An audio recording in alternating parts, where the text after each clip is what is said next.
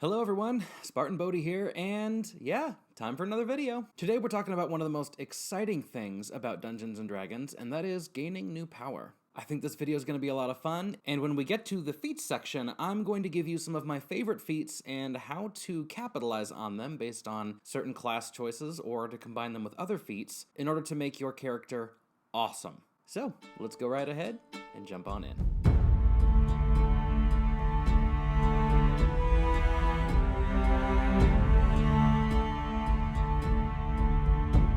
As your character gains experience or reaches new points in the story, i.e. your dungeon master goes based on giving you experience points for slaying monsters or completing quests, or uses the milestone option and just tells you when you level up, your character is going to gain a new level. This will happen many times over the course of a campaign and merely goes to show that your character is gaining power, new insights, new abilities, mastering their craft, and becoming a powerful adventurer. And when this happens, you have several options, as well as a lot of things that you need to do on your character sheet to update it in order to show the growth your character is making. So it first should be noted what kind of level you're going to take. Are you taking a level in an existing class you already have? For example, if you are a rogue, are you continuing down the path of the rogue? Or are you taking on a new class as your character has learned some new things that they originally wouldn't have in their former line of work? Either way, this choice impacts what you're going to do to make your character more powerful. I should note, you're only going to get a max of 20 levels total to split over however many classes you wish to take. So most would probably opt for 1 or 2 classes at most when it comes to maxing out their characters in their entirety. Another important thing is most campaigns don't actually reach the 20th level. Now most of that I think depends on the dungeon master and the story your group is wishing to tell. If you're playing a pre-written adventure, most of them have a set start and a set endpoint. However, one adventure often runs well into the next, and you can pick up where your character left off level-wise. I found that most adventures that have 20th level player characters are likely homebrew. That means the dungeon master is crafting a story of their own and not using pre-written modules. But all of that aside, you want to build your character.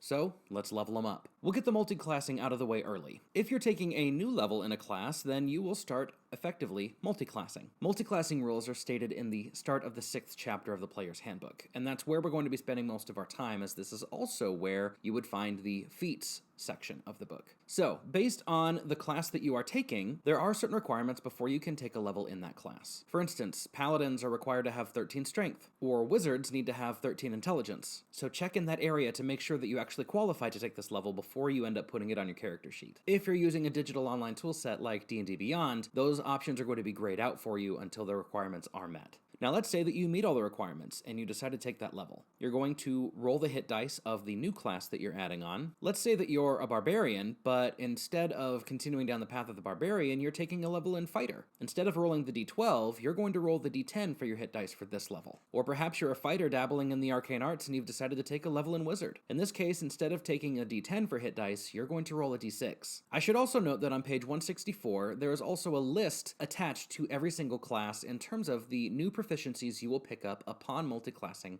with that specific class. So let's say that you're taking on a paladin level. Your character is going to pick up proficiencies with light and medium armor, if they haven't already, in addition to a couple other things. Shields, simple, and martial weapons, all of which are going to be beneficial for your character. If your character already has all of these proficiencies, then disregard. It really doesn't change any of the rules for you. And at that point, you can now choose upon leveling up whether you're going to continue putting levels in your old class or your new class. And the two will be combined pretty powerfully to create some different effects. That's part of the fun of the game. You get to explore all of these things with your party, with your DM, and I look forward to hearing these stories from you as we continue down this road together. But let's say you're looking to maximize your main class, and this level up just represents the next step of power for your character's current class. Well, we have a list of things to go over. In this case, you're going to roll the hit dice you've been rolling and add your constitution modifier in order to add to what your maximum HP is now going to be moving forward. As your character levels up, they can take more and more of a beating before finally succumbing to unconsciousness and potentially even death. Now, there are some things to note depending on the class that you've chosen. If this is a spellcasting class, either a full or half spellcaster,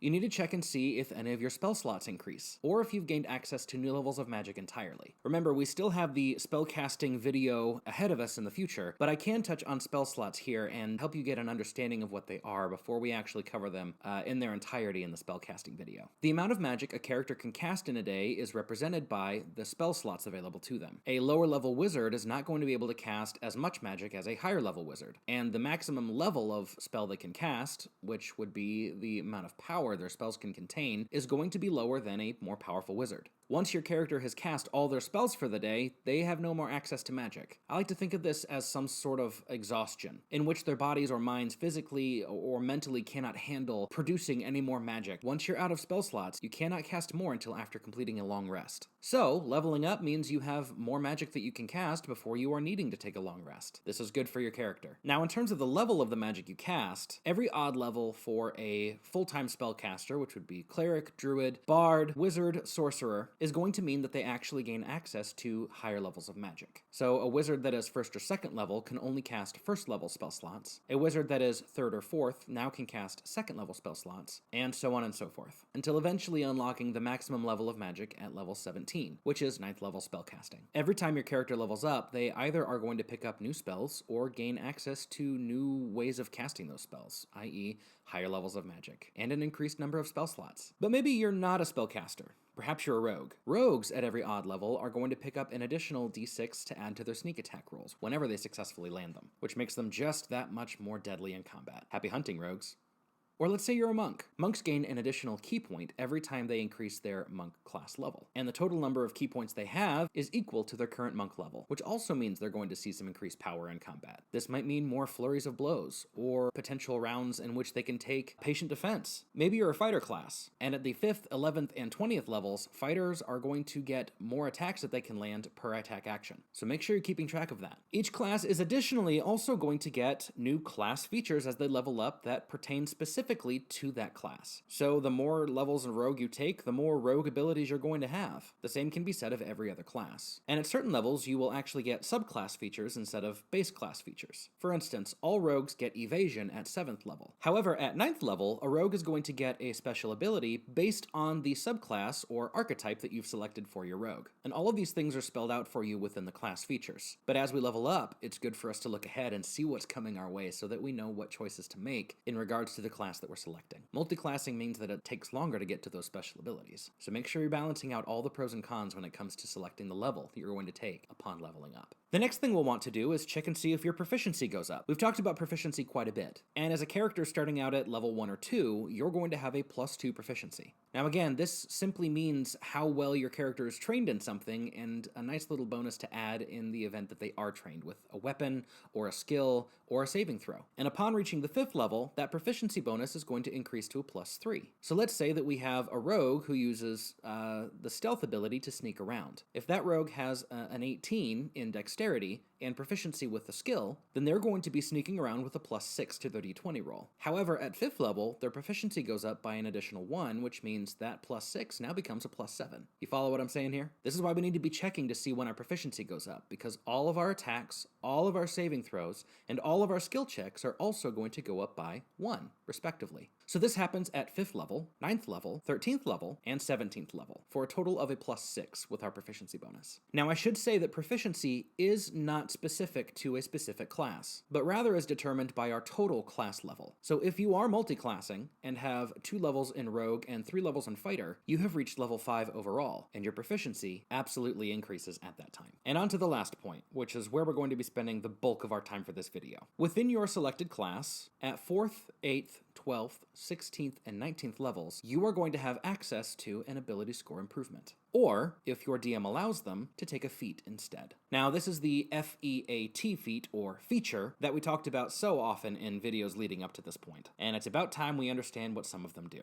Now, I guess I should also mention that this actually is dependent on your class. It does not work the same as proficiency bonus, but rather when you reach 4th level with a rogue, or 4th level with a paladin, or 8th, 12th, 16th, 19th, this is when you get to make those choices. Not when you have 3 levels of paladin and 1 level of fighter. You need to get that next level of paladin in order to get the ability score improvement, which we do shorten to ASI. And if you're going a fighter, you're going to get 2 additional ASIs on top of the standard 4, 8, 12, 16, 19. These happen at 6th level and 14th level. If you're going the route of rogue, you're going to get an additional ASI at 10th level. Okay, so what do you get to do with an ASI? If you remember back to the ability score episode, they can be improved up to a total of 20. And this is how we do that. When you take an ability score improvement, you can choose to increase an ability score by 2, up to a maximum of 20. Or you can split that plus 2 into plus 1s and put them in 2 different ability scores, again to a max of 20. This is meant to show how your character is developing and strengthening over the course of their adventuring career. And should your DM allow it, you can choose instead of these bonuses to get a feat. Feats in Dungeons & Dragons 5th edition are some of the most game-changing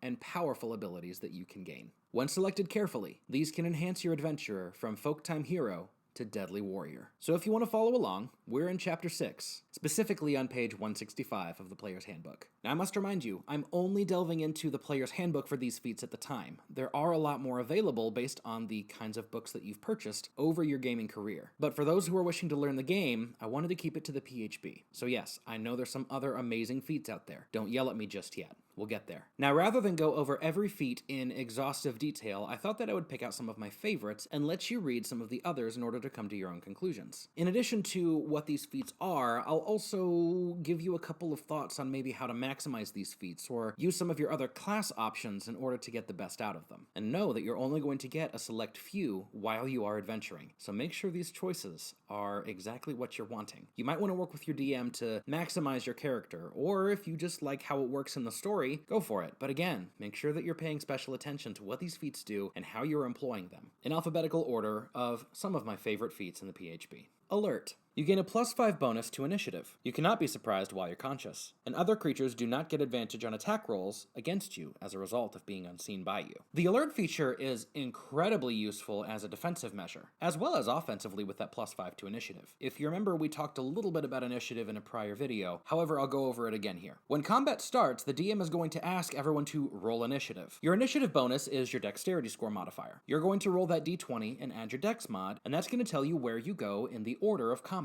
Adding a flat +5 to this roll is insane, because typically speaking, the max a character can have on their initiative is a +5. So if you're that crazy quick dexterous rogue, you're looking at potentially a +10 on initiative. That certainly means you're going first. You can't be surprised. That's pretty useful if an enemy is hidden from you and tries to leap out and make a surprise attack against the party. Characters that are surprised do not get to act in that first round of combat. With the alert feat, you're never counted as surprised unless you're unconscious. And other creatures can't gain advantage against you if they're unseen by you. You've just removed the rogue's ability to sneak attack you. That's pretty amazing, unless they have advantage for some other reason, or you're engaged with one of their enemies right at the start. However, they won't get advantage just because they're unseen by you. That's pretty awesome. Actor. Actor gives your character a +1 to their charisma score. This is the only feat in the PHB that allows you a plus to your charisma modifier. So if you end up with a 19 in your charisma, this might be an awesome choice for you to round up that charisma score, which would have other implications based on if you're a bard or a sorcerer or a warlock or a paladin, but also comes with a couple of neat little tricks. You have advantage on charisma deception and charisma performance checks when trying to pass yourself off as a different person. Advantage on a roll is not too shabby. Those trained in acting have the ability to come up with something quickly on the spot. Well,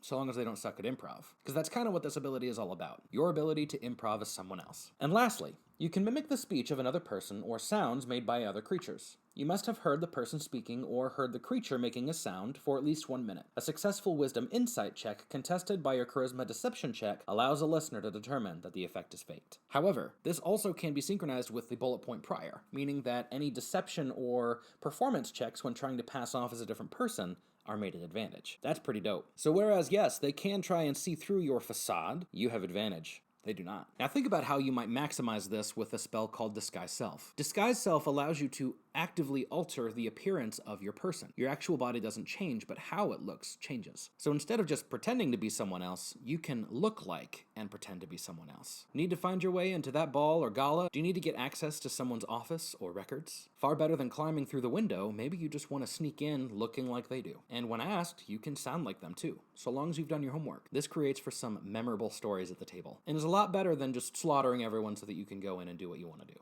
Murder hoboing is not great.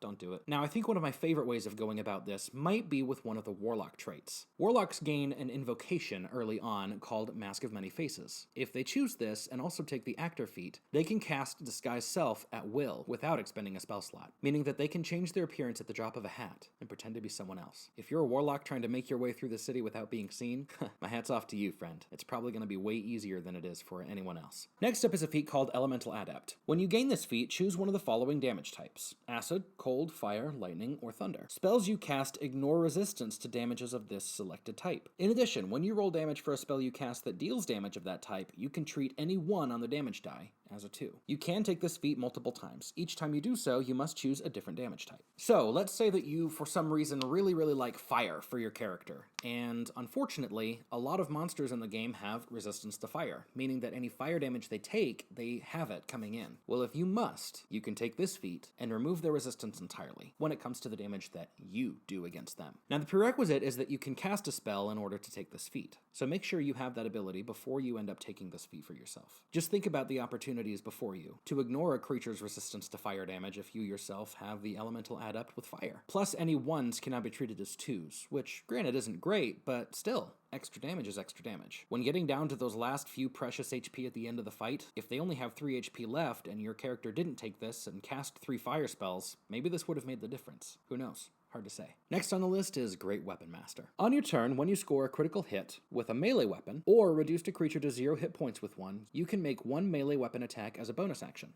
Weaponizes a bonus. Nice. And before you make a melee attack with a heavy weapon that you are proficient with, you can choose to take a -5 penalty to that attack roll. If the attack hits, you add a +10 to the attack's damage. So just to recap, you would take a -5 on the roll, which would be off of the attack modifier. So let's say you're that barbarian with 20 strength and happen to have a +3 proficiency. Instead of getting the +5 from your strength modifier, you're negating that entirely, and all you would get is the +3 to hit, meaning you're that much more likely to miss. But in the event that you do land that hit, you are going to deal an extra 10 damage on top of what you would normally roll. That's certainly a gamble, but high risk, high reward, am I right? Now think about this in terms of the Barbarian's Reckless Attack feature. They can choose to make this attack and then choose also to go Reckless, which gives them advantage, allowing them to roll twice. That means they're going to be that much more likely to hit, which means you get all of the benefits of Great Weapon Master with only a minimal risk of missing that swing. Something to think about. Or if you're a Battle Master fighter and choose to trip the enemy, if they're prone, any melee attacks made against them are also going to be at advantage. Once that enemy is tripped,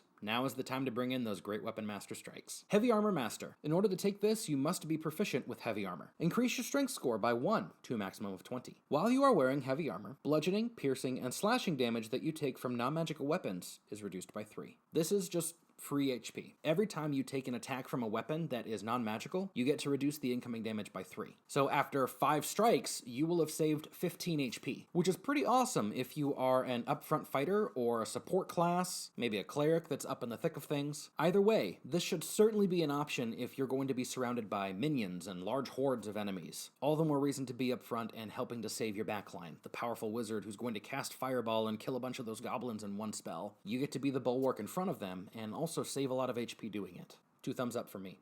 Keen Mind. Increase your intelligence score by 1 to a maximum of 20. You always know which way is north. You always know the number of hours left before the next sunrise or sunset. And you can accurately recall anything you have seen or heard within the past month. Now, this ends up being actually pretty awesome, but I will say, please don't be a jerk about it at the table. You should still be taking good notes. The way that I like to think about this as a DM is if my player has taken the Keen Mind feat and wishes to recall something that we've talked about several sessions ago, if they've taken some notes on it, I will gladly fill in the rest for them. But I don't want to reward characters for being lazy without actually having written something down. If they can remember a few details, I'm glad to iron that out for them, but if they were just straight not paying attention and then say, oh, well, my character would know this because they have a keen mind, let's talk about that after the game.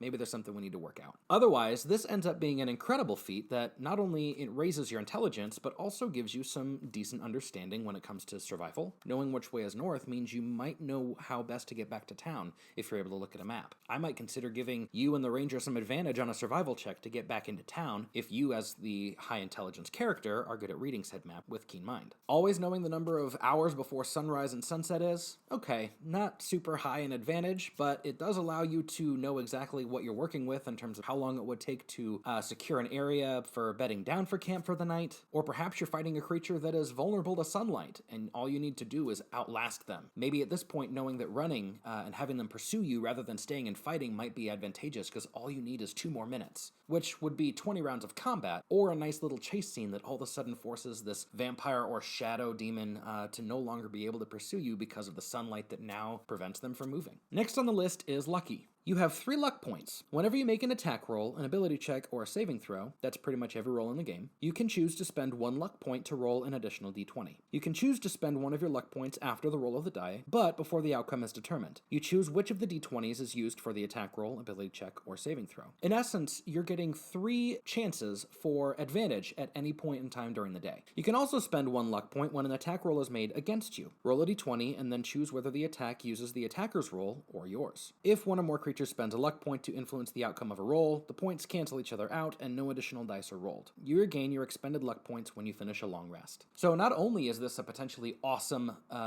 skill or offensive attack roll, but also could be used to counter a critical hit that was rolled against you as your lucky character. Luck ends up being one of the more broken feats in the game, so perhaps that needs to be something you discuss with your DM, as I've heard that some like to outlaw it at the table, but nonetheless should be considered if you think that that's going to be important for your character in the game. Magic Initiate. Choose a class. Bard, Cleric, Druid, Sorcerer, Warlock, or Wizard. You learn 2 cantrips of your choice from that class's spell list. In addition, choose 1 first-level spell to learn from the same list. Using this feat, you can cast the spell once at its lowest level, and must finish a long rest before you can cast it this way again. Your spellcasting ability for these spells depends on the class that you choose. Charisma for Bard, Sorcerer, or Warlock, Wisdom for Cleric or Druid, or Intelligence for a Wizard. Now, my recommendation for this is actually going to be for a Wizard. Or really for a spellcaster who is not going to have access to a kind of armor, or proficiency with said armor. The Mage Armor spell is an incredible ability that gives you magical armor when you aren't wearing any. And instead of using 10 plus your dexterity modifier, the Mage Armor makes it a 13 plus your dexterity modifier. So that wizard who has 16 dexterity goes from a base AC of 13 to now a 16 after Mage Armor. Mage Armor lasts for 8 hours and does not require any concentration. So it should be used before going into combat or a dungeon and lasts you pretty much the rest of the adventuring day. If you take this feat, you get to save a spell slot with that. Plus, you also gain 2 cantrips of your choice, and cantrips, either you need extra damage or extra utility, are always going to be beneficial. So in this case, you get to save a spell slot for your wizard, and also gain all of the benefits of Mage Armor. Just a thought, that's the way I like to roll it. Mobile. Your speed increases by 10 feet. When you use the dash action, difficult terrain doesn't cost you extra movement on that turn. And when you make a melee attack against a creature, you do not provoke opportunity attacks from that creature for the rest of the turn, whether you hit or not. This is an incredible skirmisher ability. If you are playing a light armored character that likes to get in and hit and run, this ability is going to be amazing for both closing the gap and putting some distance between you and the attacker. Normally, when you're in combat, to leave the field of engagement from an enemy allows them to get a free swing at you using their reaction. This is what we call an opportunity attack. Opportunity attacks can be pretty devastating, especially if you have a feat that we'll talk about in just a little bit. I should note that the way this feat is worded, if you are going to go up against a character that has the Sentinel feat, all you have to do is make an attack against them, and then they don't get to make an attack of opportunity, period. Whereas, we'll talk about this with Sentinel, they are requiring that you try and use the disengage action. So this is a wonderful counter for what a lot of DMs might consider to be the bane of their creature's existence. Maybe I should start putting out some advice for DMs on how to overcome some of this stuff, but who knows? That might be a playlist in and of itself. Either way, the mobile feat makes for a wonderful skirmisher. Observant. Increase your intelligence or wisdom score by 1 to a maximum of 20. If you can see a creature's mouth while it is speaking a language you understand, you can interpret what it is saying by reading its lips. And you have a +5 bonus to your passive wisdom perception and passive intelligence investigation scores. This feat is wonderful for a multitude of reasons. There aren't many feats that give you a +1 to intelligence, and there is only one that gives you 1 to wisdom, other than the resilience feat, but the only reason you would take that feat is if you didn't have proficiency with the saving throw as well. And if you're high in wisdom, you're probably going to have a wisdom save proficiency. So that feat is kind of garbage to you at that point. But observant allows you for multiple things. 1, you can read lips across the room. That's pretty cool. And 2, that +5 to your passive perception check. Your character's passive skill is something that they do without really thinking about it. So if you're actively looking for a dragon in the forest, then that's an active perception check. You're going to roll the d20 and add your modifier. But your passive score is just a base of 10 in addition to what you normally would add to the d20. So if you have a perception check plus of 6, your passive perception check is going to be 16, which means at any point if a creature is trying to sneak around and rolls less than a 16,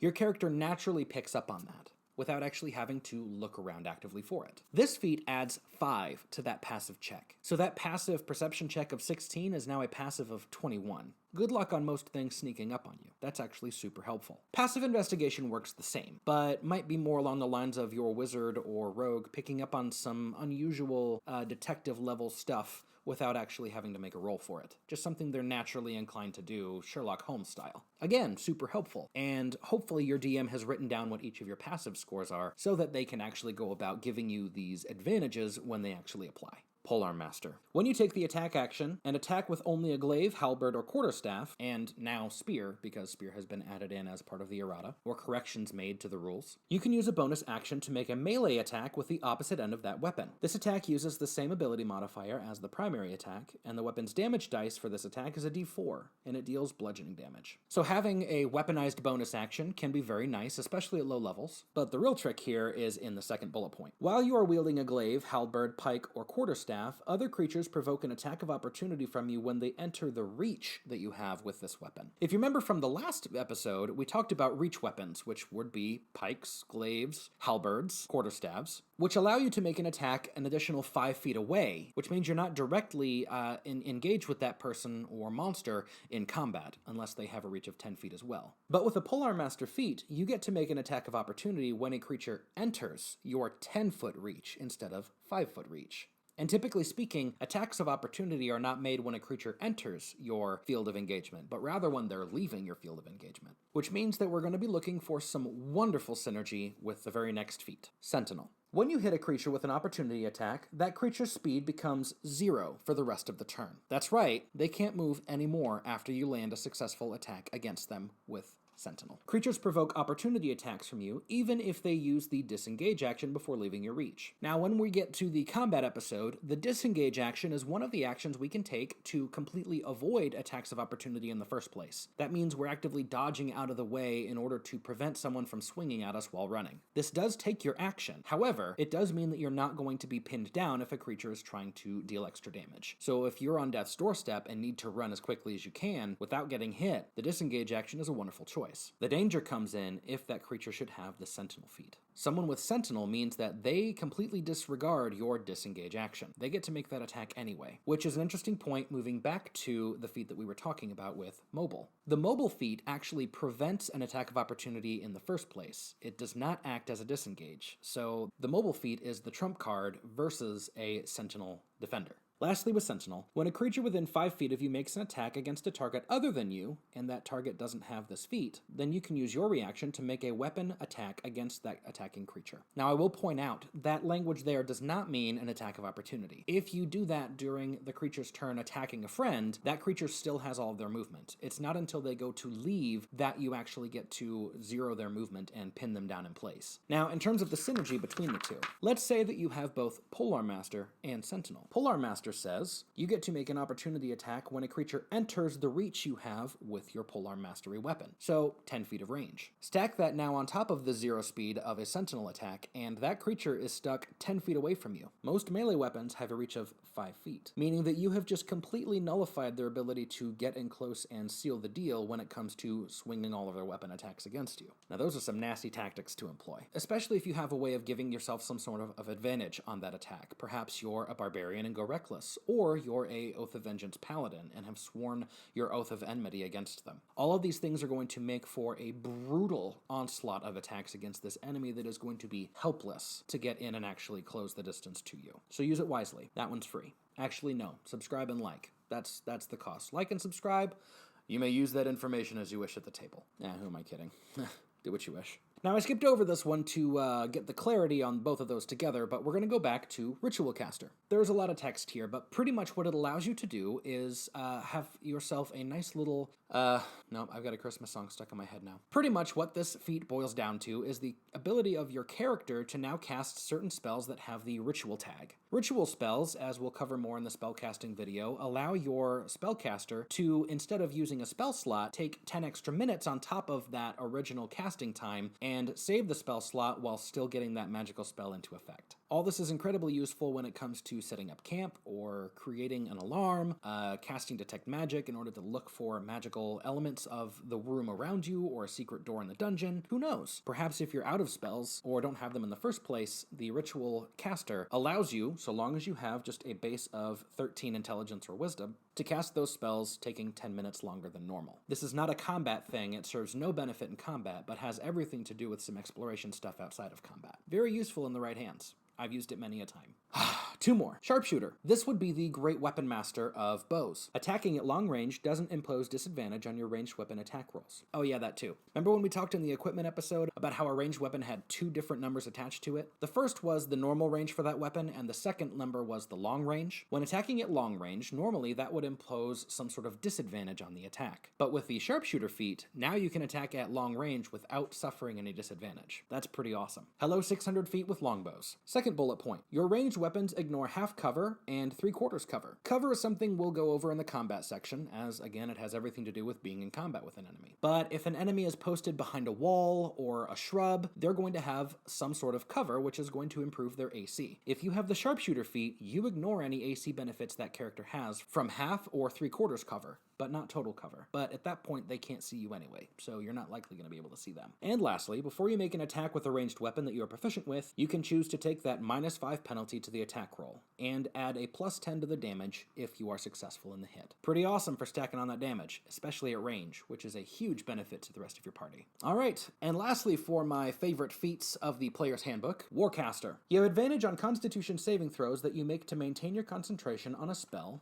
when you take damage. We talked about this a little bit with the Constitution saving throws, as that's what you use in order to maintain concentration on a spell that lasts longer than 1 round and has an ongoing effect, like a haste spell or a wall of fire. When you take damage, you have to roll concentration. If the pain is too great, you might lose concentration and that spell fizzles out. But with Warcaster, you get to roll with advantage, meaning you're just that much more likely to hold onto that spell and keep using it to the benefit of your party or detriment of your enemies. You can perform the somatic components of spells even when you have weapons or shields in one or both hands. This is something I haven't seen a lot of DMs use a whole lot, but pretty much you have certain movements, somatic elements, that's movements, in order to pull off a spell cast. And in all of these cases, it does require you to have a free hand in order to complete the hand motion the correct way, in order to flick the fingers or wrist in a certain manner or style, and in doing so means that your character would have to draw a weapon to use it in the next round of combat. However, with the Warcaster feature, your character is trained enough with the use of weapons as well as understanding their magics to not have to have an open free hand. Now they can do it from a shielded hand or a weapon holding hand. That's pretty awesome too. Ultimately, this just frees your character up to not have to worry about some of the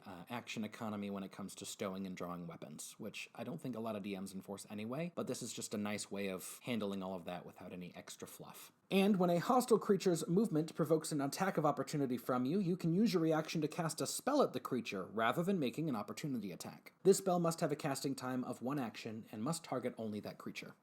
That's super awesome because most of your spellcasters are not going to be super great on attacks of opportunity. But with that feat, now they get to cast spells, which could be a cantrip, which you can cast indefinitely, or a more powerful spell, which might even eliminate or pin down a creature. Who knows? If a creature's trying to get away and you cast Hold Monster or Hold Person on it, they might not be able to escape. That's pretty awesome. And all it would do is take your reaction instead. All that aside, I believe that we are coming to the end of this video. Hopefully something in there was helpful to you. I know that I've benefited a lot from the use of feats, and this was by no means an exhaustive list. That was less than half of the feats in the 6th chapter. There are some in there that are incredibly useful, but I've found some of them to be kind of lackluster or incredibly circumstantial, and so I didn't include them in my understanding of how to build an incredibly awesome character. Now, one character isn't going to focus on all of those feats at once. That's kind of the beauty of knowing whether you're going for a spellcaster or a martial class, is you're going to focus on different feats and have different moments when you're just that awesome. So I hope that was helpful to you. Either way, thank you so much for stopping by. It means a lot that you're spending time with me with these videos. If you haven't already and wouldn't mind hitting the subscribe button and liking this video, that would be awesome. You know, share it with your friends if you think that this would be helpful in their